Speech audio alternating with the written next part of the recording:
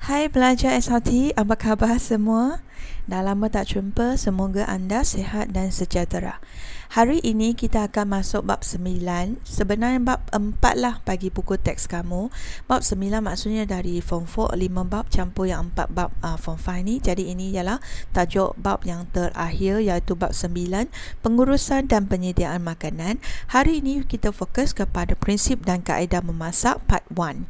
Okey, you perlu belajar tajuk ini sebab tak lama lagi kamu akan menghadapi kerja projek SPM. Kita mesti mula memasak. So, pastikan kamu kuasai prinsip dan kaedah dulu sebelum kita jalankan amali memasak. Baik, objektif hari ini yang kita nak capai ialah mengetahui tujuan memasak makanan, kemudian memahami kaedah memasak prinsip haba lembap sahaja. Alright, kita fokus satu prinsip dahulu. Anda dikira berjaya sekiranya dapat nyatakan tujuan memasak makanan, kemudian dapat bezakan 3 cara haba dipindahkan kepada makanan, dan last sekali menerangkan kaedah memasak menggunakan prinsip haba lembap. Anda dikira berjaya. Jom kita bermula. Sediakan nota kamu dan juga pen kamu untuk salin nota yang penting. Alright, belajar kita lihat tujuan memasak dulu.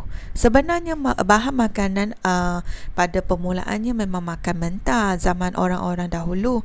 Tapi selepas tu mereka mula dapati mungkin berlaku sesuatu pencemaran makanan kalau kita semua makanan makan secara mentah kan. So tujuan memasak yang pertama ialah pastikan makanan selamat dimakan. Okey, benda yang masuk dalam mulut melalui cara memasak dia akan membunuh kuman dan bakteria. Alright, kemudian tujuan nombor 2 ialah memudahkan pencernaan. Alright, so bila makanan dapat dimasak dia akan melembutkan tekstur dia. Jadi bila sampai ke perut kita senang dicernakan. Alright, tujuan ketiga ialah membaiki rupa dan tekstur makanan. Okey, hanya melalui cara memasak baru boleh ubah suai rupa bentuk makanan yang kekal sebab kita potong. Okey, sebab kita masak dia jadi tekstur lembut. Okey, ataupun dia ranggup. Alright, so tujuan ketiga ialah baiki rupa dan tekstur makanan. Kemudian of course dalam proses memasak kita tambah berasa kan. So tujuan yang ketiga ialah menambahkan rasa makanan.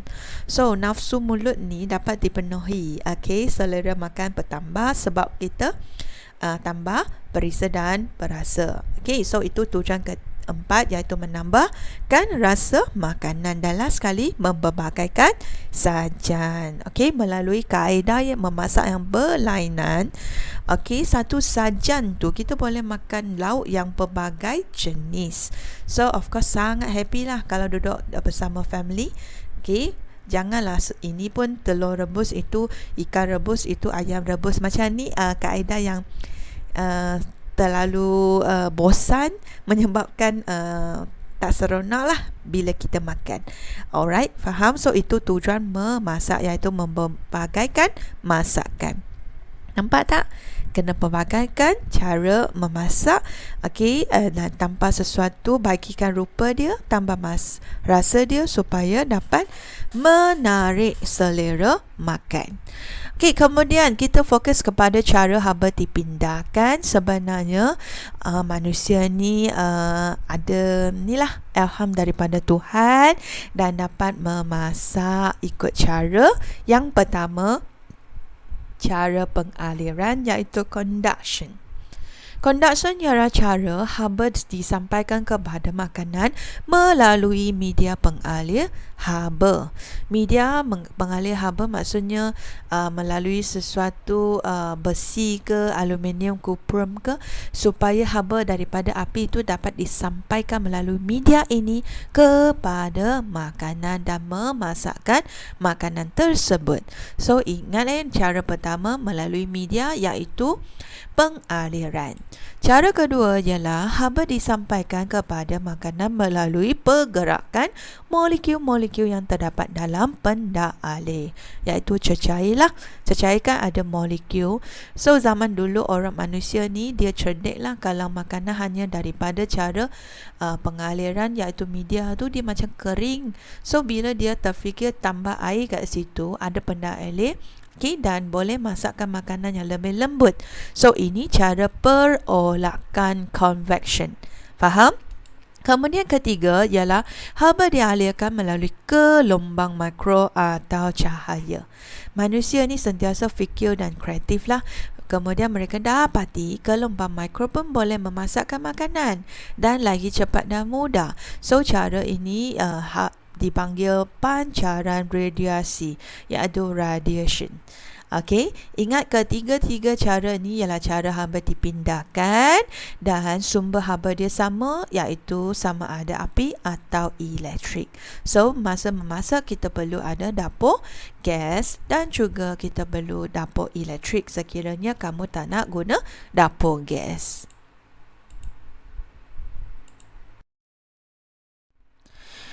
Alright, so berdasarkan tiga cara haba dipindahkan tadi, jadi prinsip memasak telah pun istilah ni keluarlah, iaitu prinsip memasak melalui haba kering, okey, kemudian melalui haba lembap dan juga prinsip ketiga ialah prinsip pancaran gelombang mikro.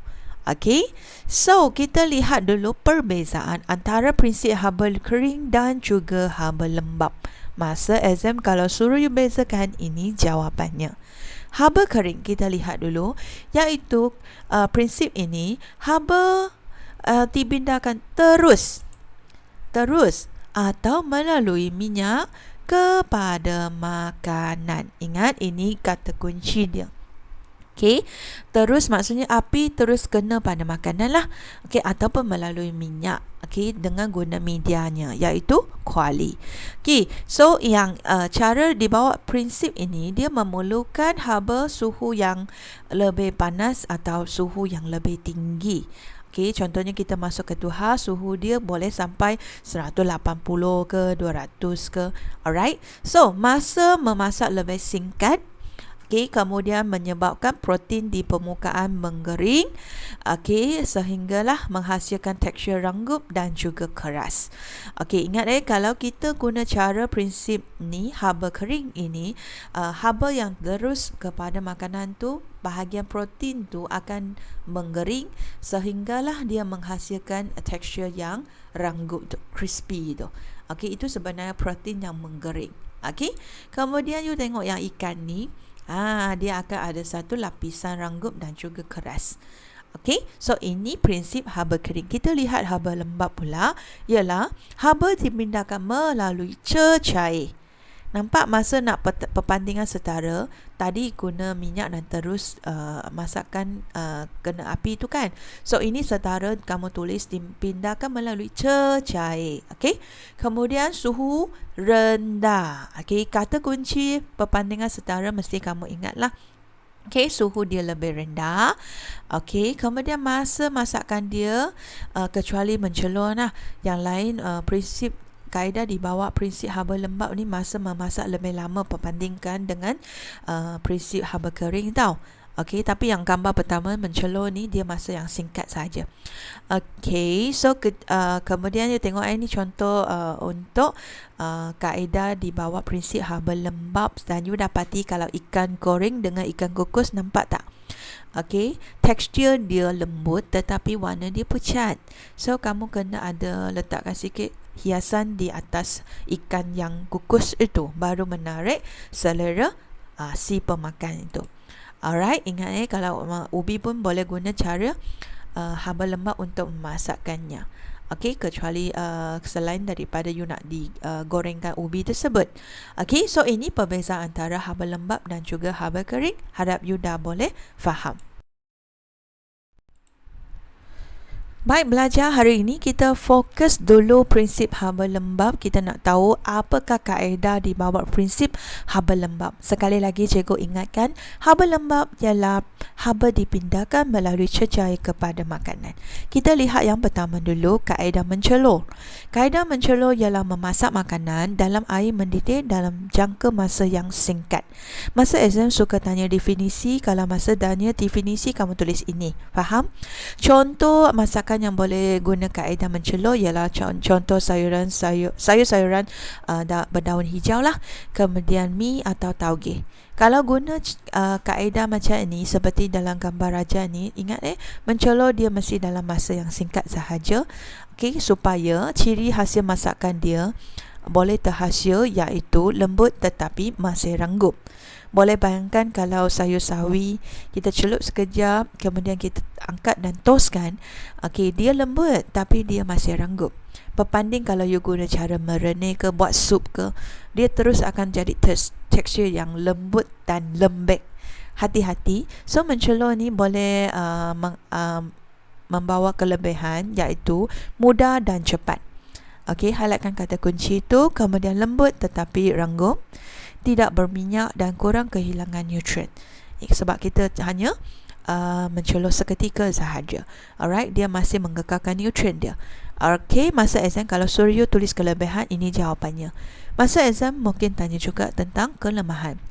So, kaedah mencelur ni dia hanya sesuai untuk makanan tertentu sahaja, seperti sayur-sayuran, berbola dan juga mi kuning. Okey, kalau macam ayam ke, daging ke, tak boleh guna kaedah ni mencelur, kecuali you kamu potong terlalu kecil lah. Kalau takkan masak punya. Okey, warna akan berubah, itu kelemahan dia, dan juga nutrien hilang jika dicelur terlalu lama. Okey, so ini kaedah pertama. Kaedah kedua ialah kaedah merebus. Masa exam suruh jelaskan, kamu tuliskan ini, iaitu kaedah memasak makanan dalam air yang mendidih. Okey, maksudnya 100 darjah Celsius juga, tapi air mesti menutupi makanan. Itu ialah kaedah merebus. Contohnya ini, sayur dia sesuai untuk sayuran berubi. Okey, zaman dulu orang dia nak masakkan ubi ini, dia guna cecair ini, rebuskan ubi. Kemudian ada orang kupaskan kulit dan potong kecil, rebuskan, tambah gula, jadi pula sup ubi.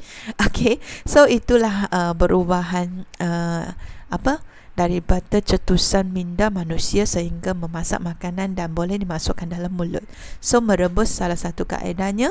Ciri hasil masakan dia ialah makanan yang dihasilkan lembut dan lembap sebab mengandungi kandungan air. Masakan banyak cecair, tidak berminyak. Itu ciri hasilnya. Kelebihan ialah mudah dan tidak memerlukan perhatian, terutamanya kalau kamu ada dapur elektrik ke, kamu boleh set masa dan tak perlu perhatian yang banyak. Okey, tapi kena jaga dibuat air lah. Okey, so cecair rebusan boleh dibuat sos atau kuah ataupun sup. Okey, kalau kulit ubi keledek ini kamu buangkan, kemudian potong kecil, masakkan. So bila keledek ni sudah lembut, you boleh tambah gula pada air rebusan tersebut, terus jadi sup. Okey, so itu ialah kelebihan dia. Kelemahan dia ialah masa memasak lama. Okey, makanan menjadi liat jika direbus terlalu lama. Okey, dan makanan perlu dipotong kecil supaya cepat masak. Boleh bayangkan kalau kita makan steamboat, sebenarnya steamboat ialah kaedah mencelur. Contohnya kita celur udang, seketika kita ambil bila dah jadi merah kan. Tapi kalau ada orang makan steamboat, dia biar udang ke dalam lama-lama, itu dah kaedah merebus, sehingga bila you angkat udang tersebut, daging dia tidak lembut lagi tetapi liat. Okey, maksudnya susah nak kunyah lagi. Okey, so itu ialah kaedah merebus. Harap you dah faham. Kita tengok kaedah merene. Kaedah ketiga merene, iaitu memasak makanan menggunakan cecair khasnya. Air di bawah takat tidih, maksudnya suhu dia di bawah 100 darjah Celsius lah, dan secara belahan-belahan dengan api yang kecil. Highlightkan kata kunci ni, dalam masa yang lama. Okey, kaedah merene ni dia sesuai untuk makanan tekstur yang lebih lembut. Okey, seperti ikan dan ayam. Okey, maknanya kita masak dalam cecair, bukan menutupi lah, tapi separuh daripada bahan masakan, dan kita guna api yang sangat kecil. Itu kaedah merene. Ciri hasil makanan yang dihasilkan ialah bentuk dia masih kekal. Okey, tekstur dia lembut dan tidak berminyak. Boleh bayangkan kalau ikan tu tekstur dia lembut, kamu tukarlah ke api yang kecil, biarlah 1 jam kat situ, nanti sup sayur kamu daging ikan dia tak liat dan dia macam tekstur dia lembut. Okey, kemudian kelebihan dia ialah mudah dicerna dan sesuai untuk pesakit lah. Kalau kaedah ni memang hasil makanan tu sesuai untuk pesakit sebab dia memang lembut. Okey, dan sesuai untuk kanak-kanak dan juga orang tua. Kelebihan yang seterusnya ialah kurang berlemak dan kurang kehilangan nutrien. Sebab kalau nutrien pada ikan dah serap pada kuah tu dan kita makan bersama kuah tu, nutrien masih masuk dalam mulut kita. Tapi dia kelemahan iaitu lambat masak, tidak sesuai untuk sayuran hijau dan perlu perhatian agar air mencukupi. Okey, makanan perlu dipotong supaya cepat masak. Potong kecil lah supaya cepat masak. Ini kaedah mereni. Kawan baiknya ialah merendidih. Merendidih juga memasak makanan dalam cecair seperti santan dan susu pada suhu yang rendah. Okey, suhu yang rendah juga dibawa takat tidih juga. Okey, tapi api dia sederhana. Okey, highlightkan kata kuncinya, masa dia juga lama. Contohnya stew daging dan rendang ayam. Okey, maksudnya kaedah merendidih sama dengan kaedah merenih, perbezaan dia ialah apinya. Merendidih api dia sederhana lah, merenih api dia kecil. So untuk yang merendidih dia sesuai untuk daging yang tekstur dia sederhana atau tekstur dia keras sedikit lah, seperti daging lembu ke daging kambing ke. Kita guna merendidih api sederhana, jangan guna merenih. Kalau tak lama sangat kamu bazir gas dapur gas tersebut. Okey, so untuk rendang ayam ni sebab ketolan dia lebih besar, so boleh guna merendidih. Kalau ketolan dia kecil, kamu boleh kecilkan api lagi guna kaedah merenih. Faham? Okey, so bezakan antara dua cara ini. Okey, ciri hasil masakan bagi merendidih ialah makanan lembut. Okey, makanan dia berkuah. Kelebihan dia lembut dan mudah dicerna. Jimat kos jika guna bahagian daging potongan yang liat. Maksudnya guna kaedah merendidih, kamu boleh beli daging yang liat, daging bahagian nanti dalam bab daging kita akan tengok bahagian potongan lembu atau kambing kan, dia ada bahagian potongan yang liat, terutama di bahagian petis ke, bahagian dia punya lampung ke, itu bahagian yang liat tapi lebih murah daripada yang tenderloin di bahagian potongan yang lembut tu. Okey, so kita boleh jimat kos dari situ, dari segi daging. Okey, tapi kelemahan dia ialah masa dia lama dan perlu perhatian supaya air cukup, dan kos bahan api, of course dapur gas tu kos dia tinggi lah sebab you perlu masa yang lebih lama. Okey, ini cara dia, nampak tak? Sama macam merenih, cuma dari segi bahan masakan tu yang merendidih sesuai untuk bahan yang tekstur dia lebih sederhana dan keras. Untuk merenih mesti tekstur yang lembut. Okey? Okey, seterusnya kita lihat kaedah nombor 5 iaitu mencarak. Mencarak definisi dia ialah kaedah ini memasak makanan secara perlahan dalam cecair berberisa. Highlightkan kata kunci itu di atas api yang kecil. Contohnya masakan yang sesuai ialah telur. Macam ni. Cecair dia berberisa dan dia guna masa yang lama untuk memasakkan telur tersebut sehingga berisa pada cecair tersebut diperap masuk ke dalam telur tersebut. Alright, ini kaedah mencarak. Okay, sesuai juga kadang-kadang orang guna cara ini untuk ayam ke, okay, untuk daging. Okay, kemudian ciri hasil masakan dia ialah bentuk dia masih kekal, tekstur dia lembut dan tidak berminyak. Nampak tak ciri hasil masakan prinsip haba lembat lebih kurang sama? Kelebihan pun lebih kurang sama, iaitu mudah dicerna dan sesuai untuk pesakit. Okey, dan kurang berlemak, kurang kehilangan nutrien. Kelemahan juga lebih kurang sama, iaitu lambat memasak, memerlukan perhatian supaya air dia cukup dan mendidih. Okey, so ini kaedah mencarak. Kita lihat kaedah mengukus pula. Okey, kaedah mengukus ialah kita memasak makanan menggunakan wap air, wap daripada air mendidih. Highlightkan kata kunci itu. Okey, contoh masakan yang sesuai ialah ikan ke, pau ke, jagung. Okey, so kaedah ini guna wap di mana kita letak air dulu, tidih, nanti tidihan tu menghasilkan wap dan juga memasakkan makanan tersebut. Okey, Ciri hasil masakan ialah bentuk dia kekal, tekstur dia lembut dan tidak berminyak. Okey, kelebihan dia ialah of course mudah dicernakan, kurang berlemak dan kurang kehilangan nutrien sama dengan kaedah yang lain. Dan juga kelemahan dia ialah lambat masak, tidak sesuai untuk sayuran hijau dan juga makanan pucat dan tidak menarik. Okey, jadi kalau kamu guna kaedah ini, pastikan kamu ada hiasan lah, okey, di atas makanan tersebut supaya menarik selera orang. Okey, kita teruskan. Baik, kita lihat kaedah nombor 7 iaitu braising dan pot roasting. Kaedah ini ialah memasak makanan menggunakan air yang sedikit. Okey, kemudian proses memasak seterusnya berlaku di dalam ketuha. Maksudnya kita masak seketika dengan air yang sedikit, kita tukar ke ketuha, sama ada ketuha elektrik ke atau ketuha biasa. So, contoh masakan ialah daging ayam lobak ubi kentang tapi ketulan yang lebih besar. Okey, ciri hasil masakan menggunakan kaedah ini ialah berwarna keperangan, tekstur dia lembut, makanan dia akan berkuah sedikit. Okey, dia bukan sup. Okey, kelebihan dia sesuai untuk saiz hidangan daging yang lebih besar dan kurang berlemak. Okey, kalau kamu lihat gambar ni, daging saiz macam ni tak sesuai kalau kamu merenih. Lama sangat kamu kena tukar ke pot roasting yang untuk proses seterusnya. Okey, kalau you nak guna merendi dia, pastikan potongan dia lebih kecil, sederhana lah. Okey, so kelebihan dia, kelebihan kita sudah tahu iaitu sesuai untuk saiz hidangan, daging yang besar dan kurang berlemak. Kelemahan dia ialah masa memasak memang lama, tidak sesuai untuk sayuran hijau. Okey, kita lihat kaedah last sekali iaitu double boiling. Okey, double boiling ialah satu kaedah yang dicipta khas, okey, iaitu khas untuk coklat lah. Okey, zaman dulu memang ada orang coklat letak kuali, lepas tu terus letak kat api, akhirnya coklat tu hangus. Okey, so kaedah double boiling ialah guna double, maksudnya dua. Boil tu dua mangkuk lah.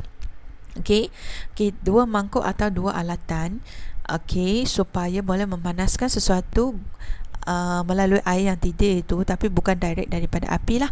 So guna cara macam ni, nampak dalam gambar ni, mencairkan coklat tu supaya ciri hasil masakan dia ialah masakan mencair sepenuhnya. Okey, dan hasil dia licin dan berkilat, tidak hangus. Okey, warna dan rasa tidak berubah, dia cuma cair je. Okey, dan tidak berketul-ketul lagi. Okey, pada asal coklat tu kan ketulan. Okey, so bila kita guna kaedah ni, berjaya mencairkan coklat dan boleh dijadikan topping kepada aiskrim ke, kek ke. Okey, so ini kelebihan dia ialah masakan tidak mudah hangus, masakan mencair dengan sekata dan boleh dimasak di atas api atau di dalam ketuha. Maksudnya mungkin cairkan coklat menggunakan ketuha lah. Okey, jadi kelemahan dia ialah masakan ini, makanan yang dimasak boleh terkena air kalau mangkuk terendam dalam periuk. Kadang-kadang ada orang double boiling yang mangkuk atas tu dia lebih kecil daripada yang bawah tu, sehingga pegang tak kukuh tu terjatuh dalam periuk air mendidih tu. Okey, so makanan mungkin terendam, so terjadi basah pula. Hati-hati kalau kamu guna kaedah ini. Alright, kelas lebih kurang setengah jam macam ni. Adakah kamu dah tahu tujuan memasak? Okey, adakah kamu boleh bezakan 3 cara haba dipindahkan dan juga terang kaedah memasak menggunakan prinsip haba lembab? Okey, syabas dan tahniah kalau kamu dah kuasai. Kamu boleh ulang tonton dan juga pastikan kamu buat link buat latihan ini melalui link pengukuhan yang saya letak di bawah nama subscribe ini. Kamu tekan link tersebut dan jalankan latihan pengukuhan uji minda anda. Kita jumpa lagi di video seterusnya. Kita akan belajar haba kering pula. Okey, kita jumpa lagi. Bye.